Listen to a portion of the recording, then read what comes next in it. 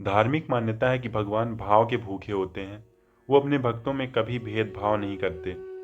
यह बात हमें उड़ीसा के पुरी में जगन्नाथ जी की रथ यात्रा में देखने को मिलती है। जगन्नाथ जी की रथ यात्रा एक मुस्लिम की मजार पर जाके रुकती है। यह मुस्लिम जगन्नाथ जी का बहुत ही अनन्य भक्त था, लेकिन मुस्लिम होने के कारण उसे कभी भी मंदिर में प्रवेश नहीं दिया गया और वो जगन्नाथ जी के दर्शन किए बिना ही इस दुनिया से अलविदा हो लिया। लेकिन उसने मरने से पहले कहा था कि अगर मैं जगन्नाथ जी का सच्चा भक्त हूँ, मैंने सच्ची भक्ति करी है, तो जगन्नाथ जी मुझे दर्शन देने जरूर आएंगे। यह घटना उस समय की है जब भारत में मुगल शासन रहा करता था। साल्वेग एक इस्लाम परिवार से आता था। उसकी माता हिंदू और पिता मुस्लिम थे। साल्वेग मुगल सेना में भर्ती हो जाता है। एक दिन उसके माथे में चोट लगती है और उसके माथे में बड़ा सा जख्म हो जाता है। साल्वेग बहुत सारे हकीमों को दिखाता है, वैद्यों को दिखाता है, लेकिन उसके सिर का जख्म ठीक ही नहीं हो रहा था।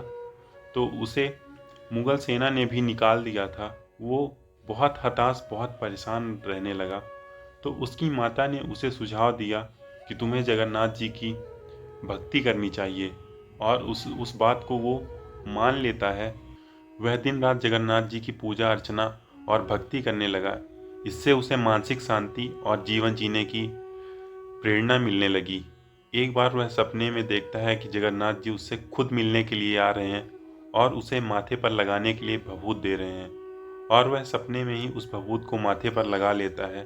तभी साल्वेग की नींद खुलती है और वह समझ जाता है कि वह सपना देख रहा है।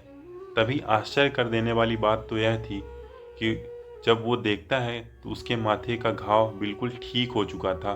भगवान की जय जयकार करता हुआ और बहुत ही प्रसन्नता से वो भगवान जगन्नाथ जी के मंदिर की ओर दर्शन के लिए भागने लगता है।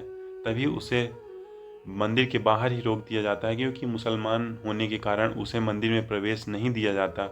वो बाहर ही बैठकर भगवान की भक्ति करता, उनके भजन लिखता, और उसके भजन हर एक भक्त के मुंह पर रटे हुए थे।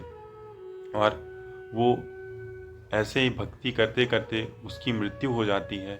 और मरने से पहले वो कह के जाता है कि अगर जगन्नाथ जी, मैंने आपकी सच्ची भक्ति की है तो आप मुझे दर्शन देने मेरी मज़ार पर ज़रूर आएंगे। और ऐसा होता भी है। सालवेग की मज़ार जगन्नाथ मंदिर और गुड़ीचा मंदिर के बीच में बनाई गई थी। कुछ महीने बाद जब रथ यात्रा निकली, तो सालवेग की मज़ार के पास से जब रथ यात्रा निकल रही थी, तब रथ आगे ही नहीं बढ़ रहा था। सब खींचते खींचते परेशान हो गए। कोई समझ ही नहीं पा रहा था कि ये रथ आगे क्यों नहीं बढ़ रहा है। तभी किसी ने राजा को बताया कि यहाँ पे सालवेग नामक एक जगन्नाथ जी का भक्त रहा करता था। उसके बारे में सारी कहानी राजा को बताई, और राजा ने तब पुरोहित से बताया, और पूरे पुरोहित ने सबसे सालवेग के जयकारे लगाने को कहा। भक्त सालवेग के जब वहाँ पे जयकारा लगना शुरू हुआ, तब रथ आगे की ओर बढ़ चला। और अब हर साल जब रथ यात्रा निकलती है तो सालवेग की जयकारा लगाया जाता है वहाँ पे जहाँ पे सालवेग की मज़ार है।